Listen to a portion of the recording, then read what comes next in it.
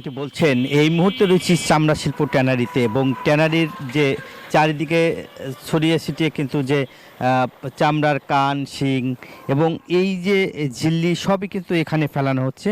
এবং আপনার যদি বলি যে বুড়িগঙ্গা নদীকে দূষণের হাত থেকে বাঁচাতে 2017 সালে হাজারিবাগ থেকে কিন্তু যে এই যে এই সাভারের চামড়া শিল্প ট্যানারি একটি পরিবেশ বান্ধব একটি ট্যানারি করার কথা বলে তাদেরকে আনা হয়েছে। এখানে সে উল্টোটা হয়েছে, এখানে সে যেটি হয়েছে যে ধলেশ্বরী নদী দূষণ হয়েছে এবং ধলেশ্বরী নদী কিন্তু এখন পুরা বৈচিত্র্য জীববৈচিত্র্য কিন্তু বিহীন একটি নদী হয়ে পড়েছে।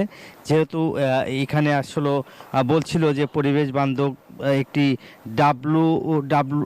LWG একটি প্রতিষ্ঠান গড়ে তোলার কথা বলে কিন্তু এখানে আনা হয়েছে। এবং আপনারা জানেন যে এই সনদ না পাওয়া পর্যন্ত আসলে চামড়া শিল্প কিন্তু যে রপ্তানি সেটা কিন্তু আসলে নেতিবাচক প্রভাব পড়েছেন।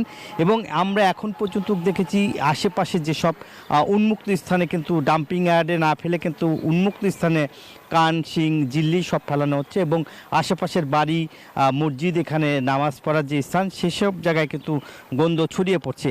একই সঙ্গে যে পোকামাকড়গুলি কিন্তু ছড়িয়ে ছিটিয়ে বিভিন্ন বাসা বাড়িতে যাচ্ছে সে কথা আসলে বলছে। এবং এখান থেকে কিন্তু যে চামড়াগুলি যে কাটা অংশ এবং এই অংশগুলি উন্মুক্ত স্থানে এবং রোডের পাশে ফেলানো দুর্গন্ধ ছড়াচ্ছে। এইগুলো কিন্তু যে বিসিক কর্মকর্তা তাদের আসলে দেখার কথা, কিন্তু দেখভাল না করেই কিন্তু আসলে সেখানে উন্মুক্ত স্থানে ফেলে দিচ্ছে।